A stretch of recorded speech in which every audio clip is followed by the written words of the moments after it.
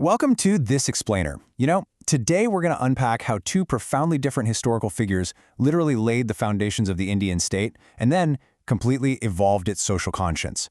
Have you ever wondered what it actually takes to build a nation from scratch? Is it all about raw, unyielding power and strict order? Or is it a deep, compassionate drive for social reform?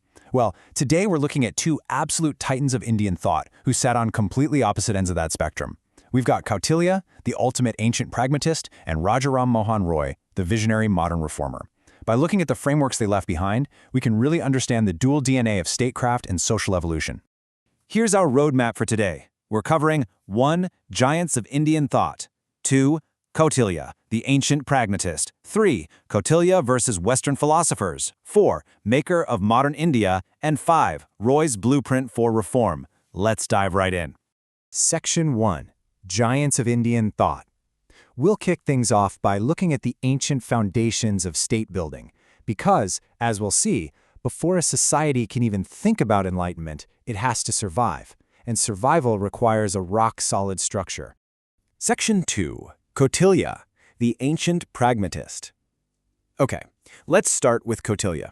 This is a thinker whose absolute focus was on the survival and the structural integrity of the state.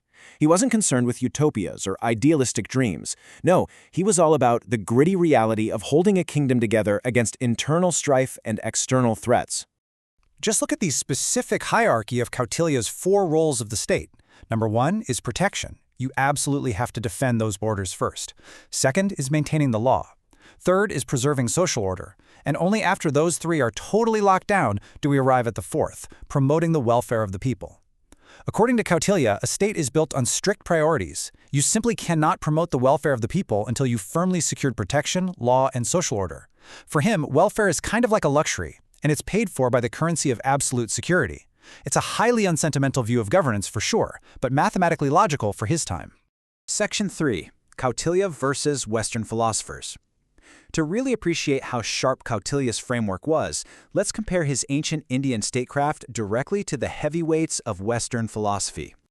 Take a look at this comparison matrix between Kautilya and the ancient Greek thinker Plato.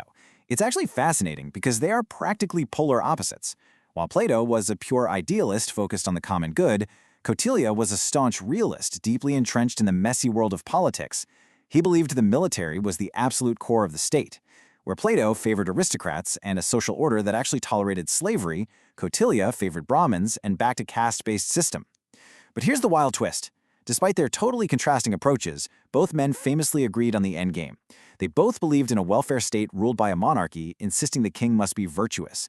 And, interestingly enough, both shared a really deep distrust for democracy, convinced it would just naturally lead to anarchy. Now, if Plato was his opposite, Machiavelli was basically his historical twin. Sure, they differed a tiny bit on the basis of their thoughts, Kautilya drawing on myths and beliefs, while Machiavelli leaned on empiricism, but their practical playbooks almost identical. They essentially wrote the exact same ruthless guide to power centuries apart.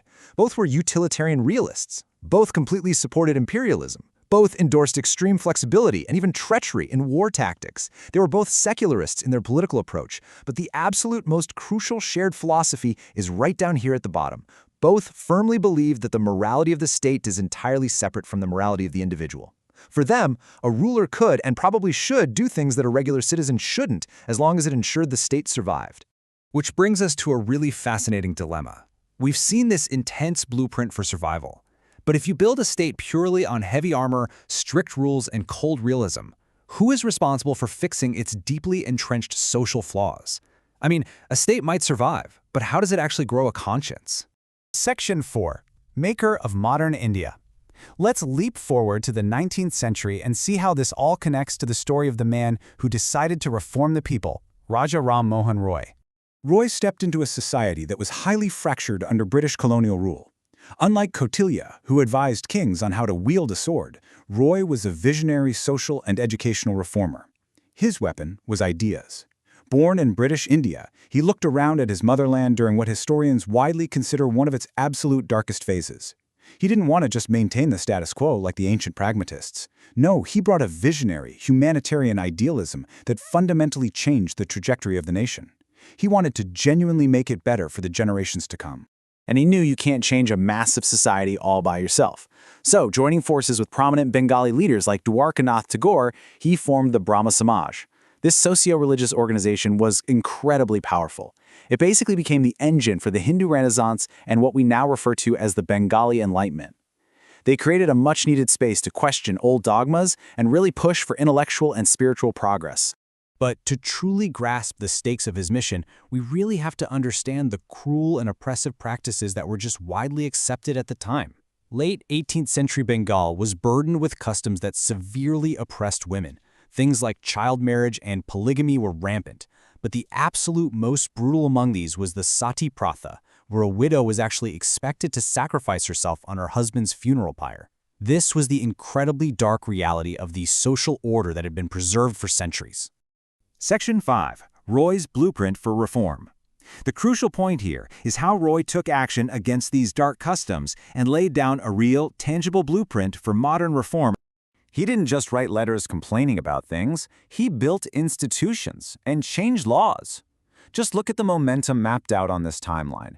Within a little over a single decade, Roy completely revolutionized education by blending theological doctrines with modern rational lessons. In 1817, he teamed up with David Hare to establish Hindu College, which produced some of the best minds in India. By 1822, he founded the Anglo-Vedic School, and then the Vedanta College in 1826. He was strategically building an entire infrastructure of modern thought, and all of this institutional building culminated in 1829 with his absolute greatest social victory. Let's talk about that 1829 milestone.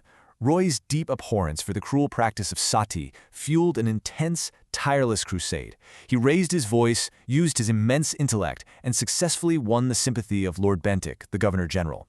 Now, despite massive outcry from the orthodox religious community, who, of course, wanted to preserve that old social order, they pushed through the Bengal Sati Regulation of 1829. This was monumental. It resulted in a total legal prohibition of the act in the Bengal province, meaning anyone caught practicing it would face actual, severe prosecution. It was a true game-changer. To summarize his vast contributions, we can really distill Roy's core ideals into three main pillars. First, he didn't just stop at social justice. He championed a modern education system that boldly taught scientific subjects. We're talking math, physics, chemistry, and botany. Second, he vehemently opposed the unnecessary ceremonialism and idolatry being pushed by the priests of his day. And third, having deeply studied various religious texts, he argued passionately that ancient Hindu scriptures, specifically the Upanishads, actually upheld the concept of monotheism. So he used the very roots of the religion to cleanse it of what he saw as its modern corruptions. As we close out this explainer, I want to leave you with this provocative thought on the balance between strict social order and progressive social reform in our world right now. Think about it. If Kautilya built the state's armor through raw power, security, and an unshakable legal order, and Raja Ram Mohan Roy awakened its conscience by fighting for human rights, science, and social justice, well, which is more vital for a nation's survival today? Can you really have one without the other? It's a giant puzzle that every modern democracy is still trying to solve.